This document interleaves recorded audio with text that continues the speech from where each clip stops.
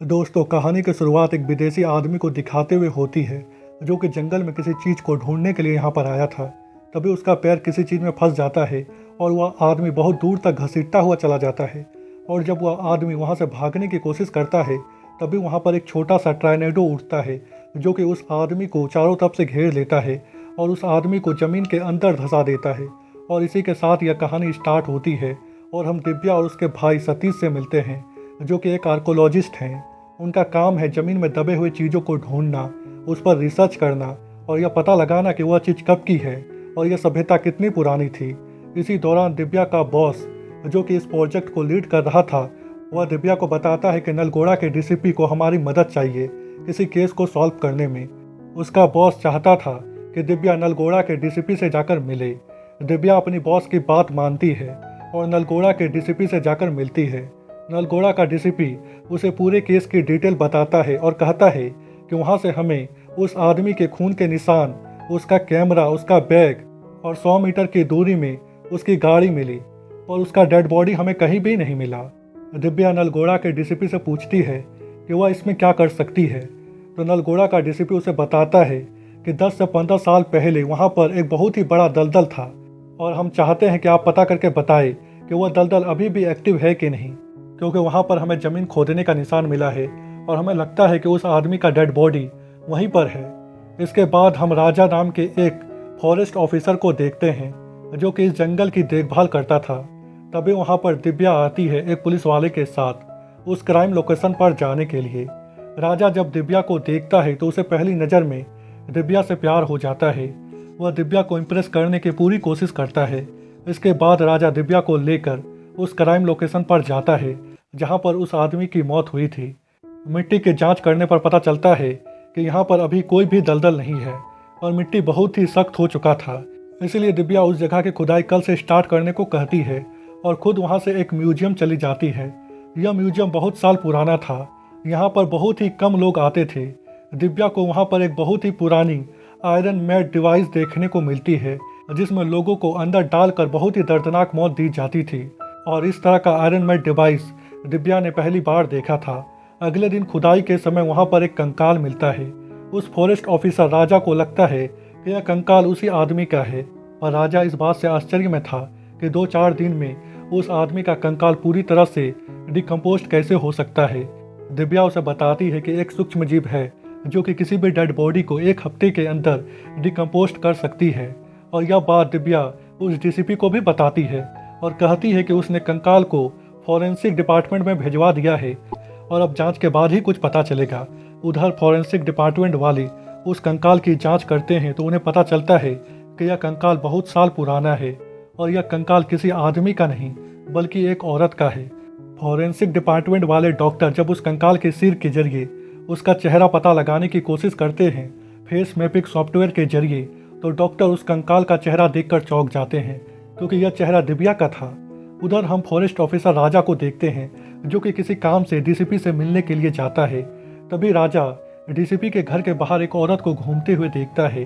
उसे लगता है कि डीसीपी बहुत ही रोमांटिक टाइप का इंसान है, इसीलिए राजा डीसीपी को रंगे हाथों पकड़ने के लिए उसके घर के अंदर जाता है। तभी घर की बिजली अचानक चली जाती है और उनके सामने आती है दिव्या जो कि किसी पुरानी हीरोइन की तरह सजी हुई थी। दिव्या इन लोगों को बहुत ही मारती है और उन्हें उस जगह पर जाने को कहती है जहाँ पर वह कंकाल मिला था। और जब ये लोग वहाँ से भागने की कोशिश करते हैं तो दिव्या दोबारा इनके सामने आती है और इन्हें उसी जगह पर जाने को कहती है जहाँ पर वह कंकाल मिला था। इनके पास कोई और ऑप्शन नहीं था, इसीलिए ये लोग उस जगह पर जाते हैं। दिव्या वहाँ पर पहले से मौजूद थी।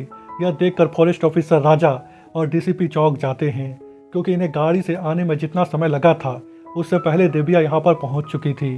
दिव्या उस गड्ढे के पास जाती है जहाँ से कंकाल निकला था और अचानक वह गायब हो जाती है। यह देखकर फॉरेस्ट ऑफिसर चौंक जाता है और जब फॉरेस्ट ऑफिसर पीछे घूमकर देखता है तो वह देखता है कि दिव्या डीसीपी को मार रही है। और जब डीसीपी वहाँ से भागने की कोशिश करता है तो दिव्या जमीन के नीचे से एक भाला निकालकर डीसीपी के ऊपर चलाती है जिससे डीसीपी की वहीं पर मौत हो जाती है। यह देखकर दिव्या ताली बजाने लगती है और फॉरेस्ट ऑफिसर को भी ताली बजाने को कहती है। फॉरेस्ट ऑफिसर राजा दिव्या से डरते हुए उसकी बात मानता है और वह भी ताली बजाने लगता है।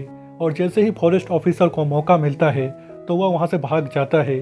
फॉरेंसिक डिपार्टमेंट वाले दिव्या को बुलाकर यह बात बताते हैं कि उसका चेहरा पूरी तरह से उस कंकाल से मिल रहा है। पहले तो दिव्या को विश्वास नहीं होता, उसे लगता है कि फॉरेंसिक डिपार्टमेंट वाले डॉक्टर उसके साथ मजाक कर रहे हैं।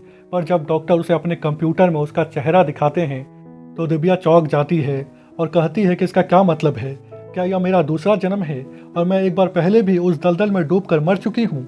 और डॉक्टर के पास इस बात का कोई भी जवाब नहीं होता। उधर उस जगह पर जहाँ पर डीसीपी की मौत हुई थी वहाँ पर पुलिस आ जाती है। फॉरेंसिक डिपार्टमेंट वाले डीजीपी को बताते हैं कि जिस भाले से डीसीपी की मौत हुई है वह भाला 40 किलो का है और उस भाले को चलाने वाली एक लड़की है, क्योंकि भाले में जो फिंगरप्रिंट मिला था वो लड़की की थी। इस बात से डीजीपी भी चौंक जाता है, क्योंकि उसे उम्मीद नहीं थी कि कोई भी लड़की 40 किलो का भाला उठा सकती है और उसे चला भी सकती है। वहीं पर फॉरेस्ट ऑफिसर राजा भी होता है, जो कि डीजीपी को कुछ भी नहीं बताता, क्योंकि उसे इस बात पर भरोसा था कि अगर वह यह बात पुलिस को बताएगा तो पुलिस उसकी बातों पर भरोसा नहीं करेगी, उल्टा उसी को उठाकर जेल के अंदर डाल देगी। थोड़ी देर बाद डीसीपी के फैमिली वाले आते हैं। उसकी फैमिली में उसकी एक बहन और 2 भाई होता है, जो कि डीसीपी के डेड बॉडी को देखकर फूट फूट कर रोने लगते हैं और डीजीपी से पूछते हैं कि उसके भाई को किसने मारा। डीजीपी उसे बताता है कि अभी तक के इन्वेस्टिगेशन का मुताबिक आपके भाई को मारने वाली कोई लड़की है और हम उसे जल्दी ढूंढ लेंगे। उधर पुलिस वाले इस केस का इन्वेस्टिगेशन करते हुए गांव में पहुंच जाते हैं और गांव में जितनी भी महिलाएं होती है सबका फिंगरप्रिंट लेते हैं, ताकि गांव की महिलाओं का फिंगरप्रिंट उस भाले में जो फिंगरप्रिंट मिला था उससे मिलाकर चेक कर सके और पता लगा सके कि कातिल कौन है। और गांव के किसी भी महिला का फिंगरप्रिंट उस भाले में जो फिंगरप्रिंट मिला था उससे मैच नहीं करता। पुलिस अपना इन्वेस्टिगेशन जारी रखती है। इधर हम दिव्या को देखते हैं, जो कि उस फॉरेस्ट ऑफिसर राजा के पास आती है। दिव्या उस फॉरेस्ट ऑफिसर राजा की मदद से गांव वालों से पूछताछ करना चाहती थी उसके जैसे दिखने वाली किसी लड़की के बारे में, पर फॉरेस्ट ऑफिसर राजा दिव्या के सामने नहीं आता। वह दिव्या को देखकर बहुत ही डर जाता है और वह उससे छुपने लगता है। दिव्या उसके ऑफिस में बैठकर बहुत देर तक उसका इंतजार करती है, पर जब फॉरेस्ट ऑफिसर राजा वहां पर नहीं आता तो दिव्या वहां से चली जाती है। दिव्या के जाने के बाद जब फॉरेस्ट ऑफिसर राजा बाहर निकलता है तो उसे वहां पर दिव्या के द्वारा यूज किया हुआ पानी का बोतल मिलता है, जिसमें दिव्या का फिंगरप्रिंट था। राजा उस बोतल को फॉरेंसिक डिपार्टमेंट वालों के पास भिजवा देता है ताकि वह मिला सके कि दिव्या का फिंगरप्रिंट भाले में जो फिंगरप्रिंट था उससे मिल रहा है कि नहीं। और आश्चर्यजनक वाली बात यह थी कि भाले में जो फिंगरप्रिंट था और दिव्या द्वारा यूज किए गए बोतल में जो फिंगरप्रिंट था वह दोनों फिंगरप्रिंट पूरी तरह से मिल रहा था। और जब यह बात पुलिस वाले को पता चलती है तो उसे लगता है कि दिव्या ने ही डीसीपी सर को मारा होगा, पर उसका साथी उसे बताता है कि ऐसा नहीं हो सकता। जिस दिन डीसीपी सर की मौत हुई थी उस दिन दिव्या मैडम इस शहर से बाहर थी। यह जानने के बाद पुलिस वाला अपने साथी को फॉरेस्ट ऑफिसर राजा को बुलवाने को कहता है। उधर हम दिव्या मैडम को देखते हैं, जो कि गांव वालों से अपनी जैसी दिखने वाली किसी लड़की के बारे में पूछताछ कर रही थी, जिसका जन्म 50 से 100 साल पहले हुआ होगा, पर गांव वालों को इस बारे में कुछ भी पता नहीं होता, इसीलिए दिव्या मैडम को भी कुछ पता नहीं चलता। तभी दिव्या को फॉरेस्ट ऑफिसर राजा का कॉल आता है, जो कि पुलिस स्टेशन में था। फॉरेस्ट ऑफिसर राजा दिव्या को पुलिस स्टेशन बुलाता है। इसी बीच वह पुलिस वाला भी डीसीपी के छोटे भाई को वहां पर बुला लेता है। वह पुलिस वाले से पूछ ही रहा था कि उसके भाई को किसने मारा और इन्वेस्टिगेशन कहां तक पहुंचा। इसी बीच वहां पर दिव्या आती है। फॉरेस्ट ऑफिसर के पूछने पर दिव्या उसे बताती है कि डीसीपी की मौत हो गई है। यह बात उसे 2 दिन पहले पता चली और बातों ही बातों में फॉरेस्ट ऑफिसर राजा दिव्या को भाला दिखाते हुए बोलता है कि इसी भाले से डीसीपी को मारा गया था। दिव्या बोलती है कि हाँ, मैं जानती हूँ, मैंने इस तरह के भाले को म्यूजियम में भी देखा था। यह सुनने के बाद फॉरेस्ट ऑफिसर राजा उसे कुछ भी नहीं बताता और दिव्या वहां से चली जाती है। थोड़ी देर बाद हम डीसीपी के छोटे भाई के भाई को देखते हैं, जो कि दिव्या का पीछा करते हुए उसके घर तक पहुंच जाता है। दरअसल डीसीपी का छोटा भाई दिव्या को पसंद करने लगा था, इसीलिए वह यहाँ पर आया था। वह दिव्या से बात करने के लिए जाता है और उसे झूठ बोलता है कि उसके गाड़ी का टायर पंक्चर हो गया है। तभी उसे घर दिखाई दिया तो वह यहाँ पर आ गया। दिव्या उसे अपनी गाड़ी से सामान निकाल कर देती है ताकि वो अपने गाड़ी को ठीक कर सके, और गाड़ी ठीक करने के बाद वह दिव्या के साथ बैठकर थोड़ी देर बातें करता है और उसे बताता है कि वह म्यूजियम जाने वाला है। दिव्या भी म्यूजियम जाना चाहती थी, इसीलिए वह डीसीपी के छोटे भाई को थोड़ी देर इंतजार करने को कहती है और खुद तैयार होने के लिए चली जाती है। यह सारी चीज़ वह फॉरेस्ट ऑफिसर भी देख रहा था, जो कि दिव्या से यहाँ पर बात करने के लिए आया था। तभी दिव्या तैयार होकर आती है, ठीक उसी तरह जिस तरह दिव्या उस दिन तैयार होकर आई थी। यह देखकर वह फॉरेस्ट ऑफिसर राजा चौंक जाता है। डीसीपी के भाई को लगता है कि दिव्या म्यूजियम देखने के लिए जा रही है, इसीलिए वह इस तरह तैयार होकर आई है। इसीलिए वह गाड़ी में बैठकर दिव्या के साथ म्यूजियम देखने के लिए जाता है और उस गाड़ी का पीछा करते हुए थोड़ी देर बाद फॉरेस्ट ऑफिसर राजा भी वहां पर पहुंच जाता है और देखता है कि दिव्या डीसीपी के छोटे भाई को मार रही है। तो फॉरेस्ट ऑफिसर राजा दिव्या का वीडियो बनाने की कोशिश करता है, पर कैमरे में दिव्या का फोटो नहीं आता और उसे समझ में आ जाता है कि यह लड़की दिव्या नहीं, यह लड़की एक भूत है। तभी डीसीपी का छोटा भाई फॉरेस्ट ऑफिसर राजा को देख लेता है और उससे मदद मांगता है, उसकी जान बचाने को कहता है, पर फॉरेस्ट ऑफिसर राजा उसकी मदद नहीं करता और उसे मार खाते हुए देखता है, क्योंकि वह दिव्या के भूत से पंगा लेना नहीं चाहता था। दिव्या डीसीपी के छोटे भाई को उस म्यूजियम के अंदर रखे हुए आयरन मेड डिवाइस के अंदर डालकर बहुत ही दर्दनाक मौत देती है और उसके मौत से खुश होकर वह लड़की ताली बजाने लगती है और फॉरेस्ट ऑफिसर को भी ताली बजाने को कहती है। वह फॉरेस्ट ऑफिसर दिव्या के भूत को देखकर पहले से बहुत ही डरा हुआ था, इसीलिए वह दिव्या के भूत की बात मानता है और वह भी ताली बजाने लगता है। बाद में वहां पर पुलिस आती है केस की छानबीन करने के लिए। उधर हम डीसीपी की बहन और उसके भाई को देखते हैं, जो कि अपने छोटे भाई के मौत पर रो रहे थे। तभी वहां पर उसके छोटे भाई का दोस्त आता है, जो कि डीसीपी की बहन को बताता है कि उसके छोटे भाई ने मरने से पहले उसे कॉल किया था और उस समय वह किसी लड़की के साथ थी, जो कि आर्कोलॉजिस्ट थी। उसने मुझे ऐसा बताया था। उधर हम दिव्या को देखते हैं, जो कि पुलिस स्टेशन में होती है। पुलिस वाले ने उसे यहाँ पर इसलिए बुलाया था ताकि वह उसका फिंगरप्रिंट ले सके, और बाद में डीजीपी उसे बताता है कि उसका फिंगरप्रिंट और भाले में जो फिंगरप्रिंट मिला था वह दोनों पूरी तरह से मिल रहा है। इसके बाद डीजीपी दिव्या से डीसीपी और उसके भाई को मारने का कारण पूछता है।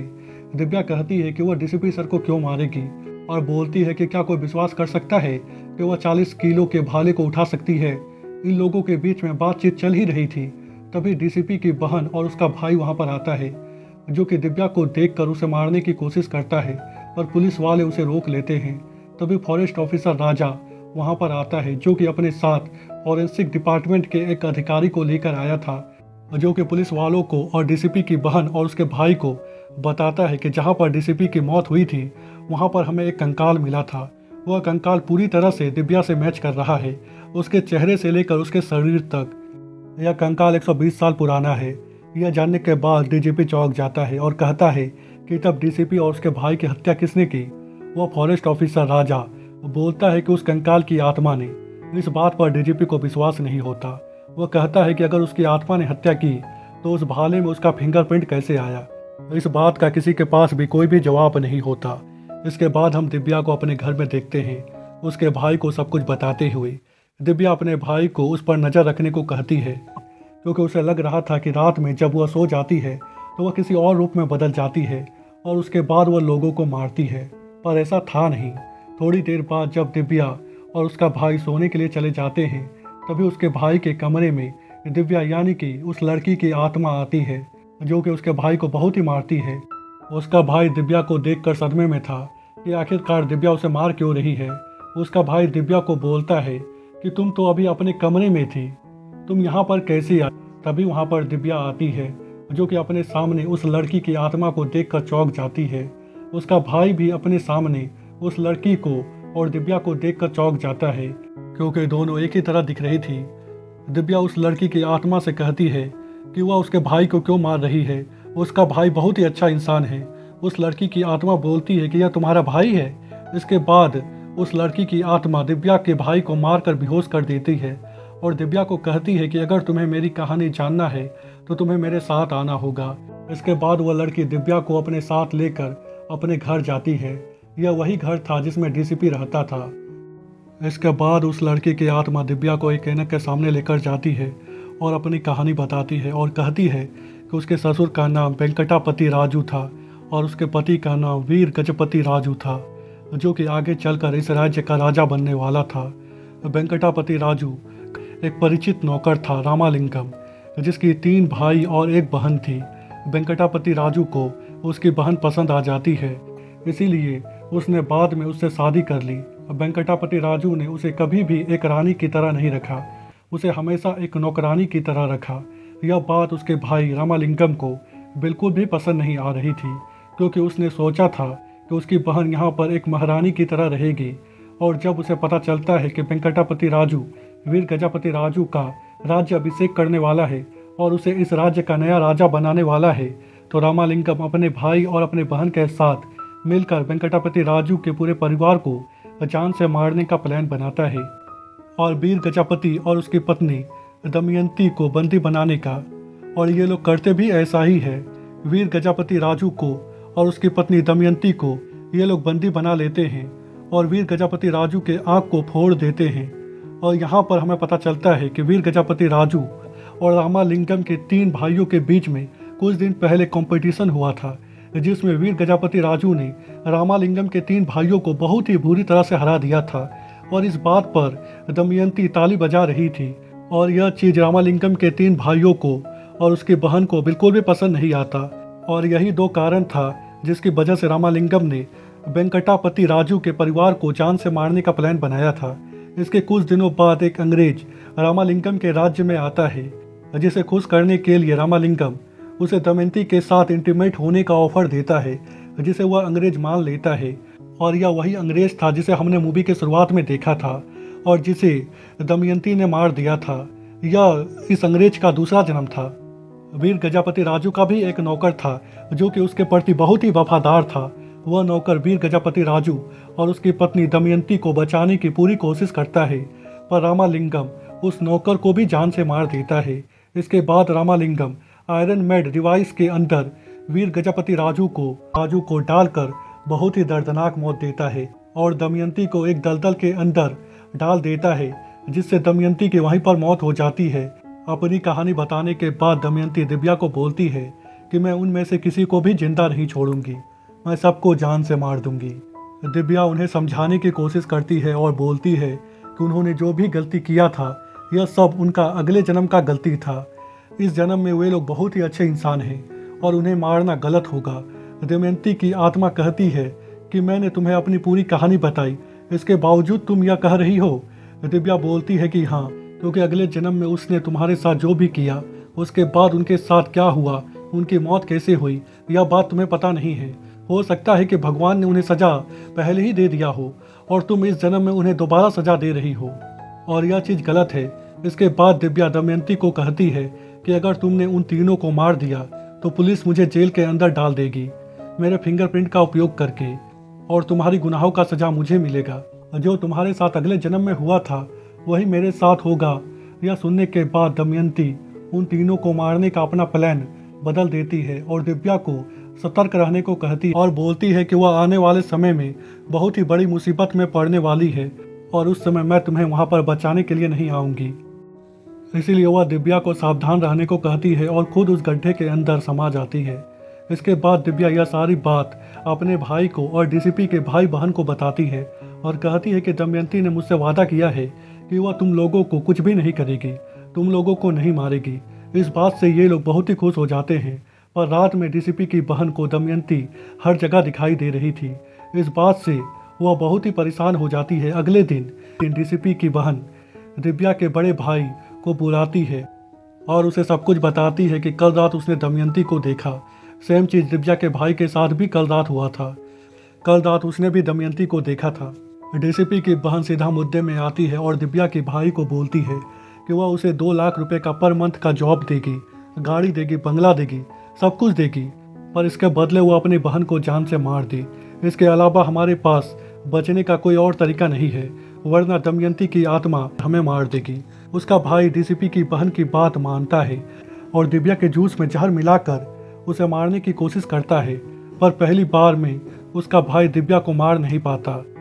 पर रात में जब दिव्या सो रही थी तभी दिव्या का भाई एक चाकू लेकर उसे सोते हुए मारने की कोशिश करता है, पर दिव्या अपने बिस्तर में नहीं होती, वह बगल में बैठी हुई थी लाइट ऑफ कर और वह अपने भाई को उसे मारते हुए रंगे हाथों पकड़ लेती है।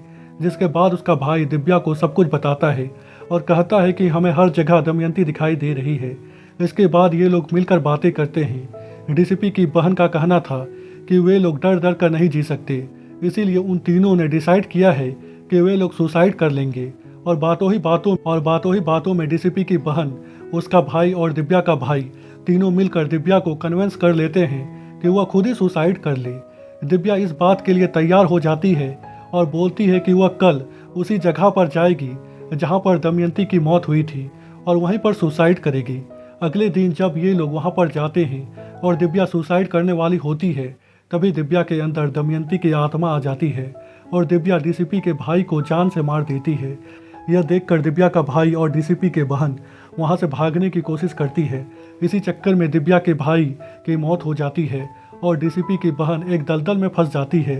इसके बाद दिव्या उसे बताती है कि उसके अंदर दमयंती की आत्मा नहीं है, वह अभी एक्टिंग कर रही थी क्योंकि उन लोगों ने उसे मारने की कोशिश की और उसे सुसाइड करने के लिए उकसाया। दिव्या उसे कहती है कि मैंने तुम लोगों को कहा था कि दमयंती वापस नहीं आएगी, मैंने उसे हमेशा के लिए भेज दिया, पर तुम लोगों को मेरी बातों पर विश्वास नहीं था।